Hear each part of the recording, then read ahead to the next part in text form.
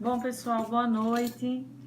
Vamos então dar continuidade ao que a gente começou na nossa especialização de Direito Administrativo, diante de um pequeno problema técnico, que foi a falta de comunicação, né, quanto à impossibilidade de termos aula essa semana no setor 5. A gente vai ter essa aula presencial hoje para continuar com o que a gente começou, que foi a parte de concessão de serviço público, né? Na aula passada, quem esteve presente viu que a gente começou a ver os contratos de concessão e permissão. Começamos vendo o que seriam os serviços públicos e eu vou dar só uma revisada. Pelo menos assim vocês estão vendo que o slide é azul, não temos a luzinha verde, né? Mas vamos saber o que são esses serviços públicos. A gente viu na aula passada que os serviços públicos eles mudam de acordo com a época e o contexto histórico. A gente viu o serviço de bonde, que já foi serviço público, hoje não é mais, é atividade econômica. Inclusive, em algumas cidades brasileiras em que esse serviço é prestado, não é mais tutelado, né, como serviço público. Em alguns países, eles podem ter essa característica, mas não no Brasil. Mas nós temos outros, né, como serviço de geração, transmissão, fornecimento e distribuição de energia elétrica, serviço de telefonia, telefonia móvel, né? Existe aquela discussão se seria serviço público ou atividade econômica, ou serviço público com conteúdo econômico, é a, a posição majoritária que prevalece. Aviação civil, serviço de correios, limpeza pública, transporte público nas cidades em que a malha ferroviária interurbana, né, vai existir o serviço de metrô, o serviço de táxi também é serviço público, desde 2012, né, uma lei passou a prever que o serviço de táxi seria serviço público. A educação, quando prestada pelo poder público, é também serviço público. Serviço de saúde, aqui o Alfredo Gurgel, né, acho que dá para vocês verem. Serviço de previdência social. E aí nós temos os conceitos, né? O conceito de Duguy, de que serviço público teria uma natureza ampla, seria aquele serviço prestado pelo Estado. Tudo aquilo que é prestado pela administração pública se enquadraria dentro de serviço público, mas não é o que prevalece hoje.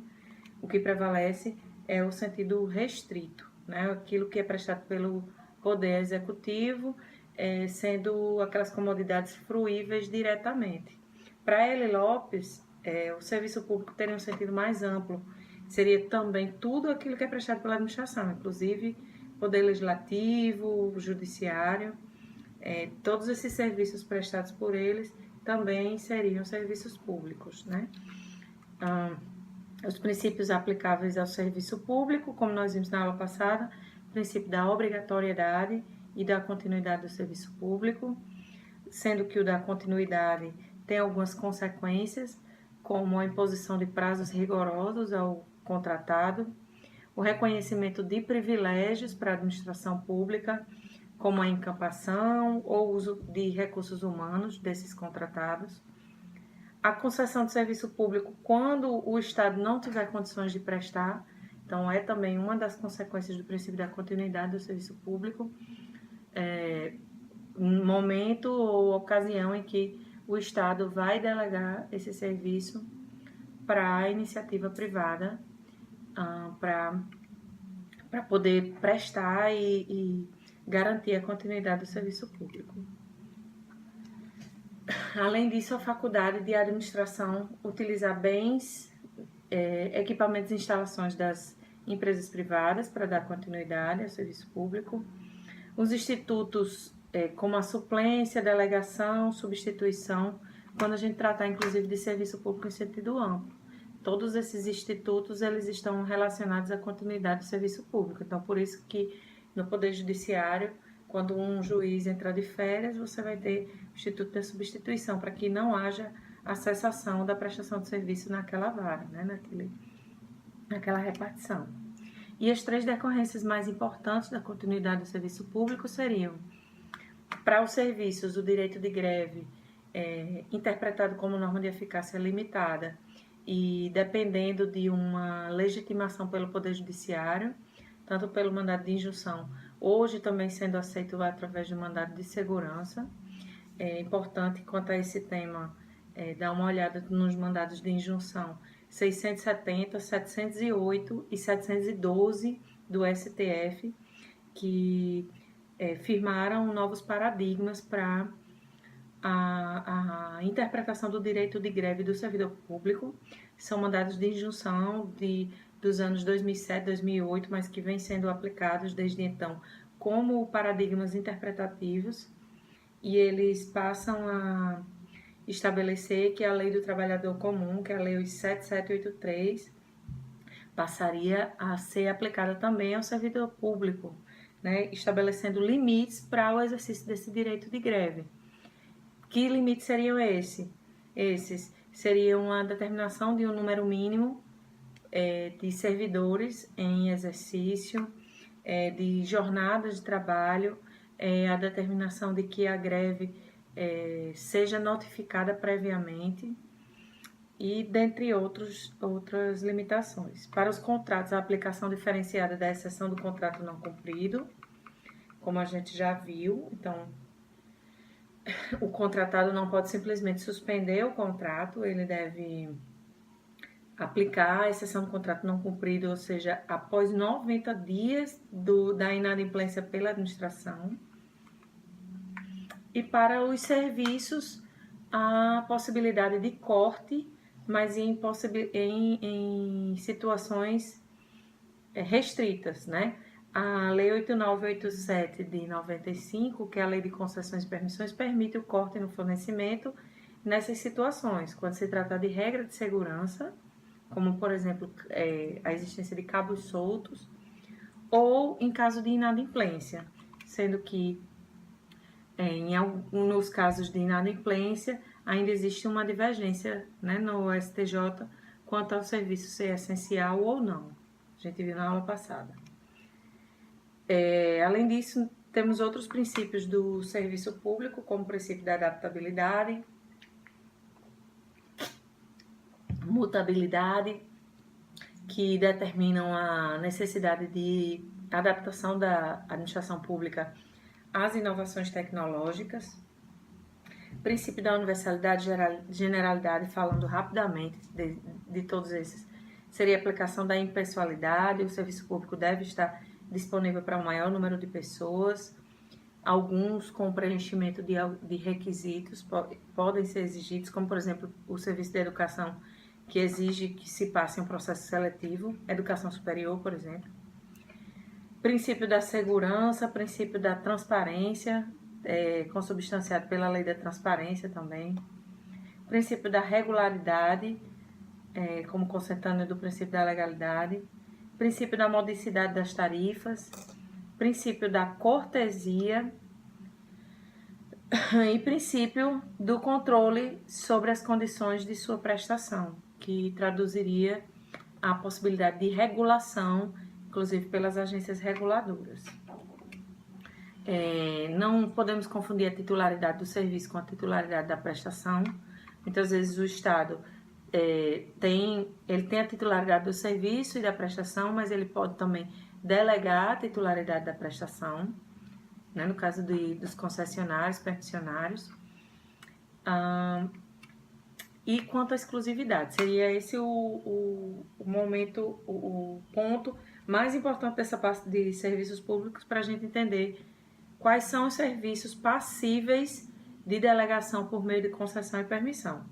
Os serviços públicos, como a gente viu na aula passada, eles podem ser exclusivos ou não exclusivos.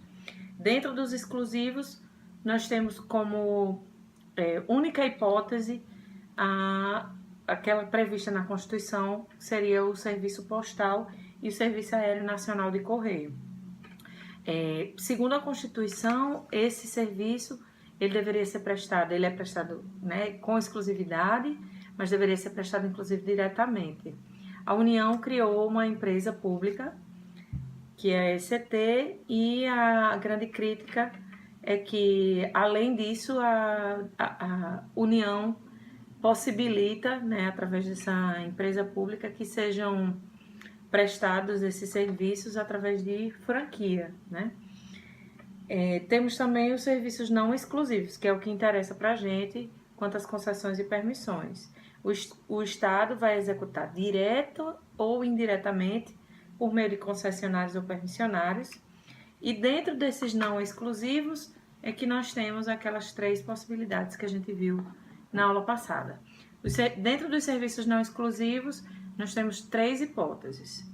A primeira hipótese é que o Estado tem a obrigação de prestar, mas também tem a obrigação de transferir, como no caso das concessões de radiodifusão de sons e imagens.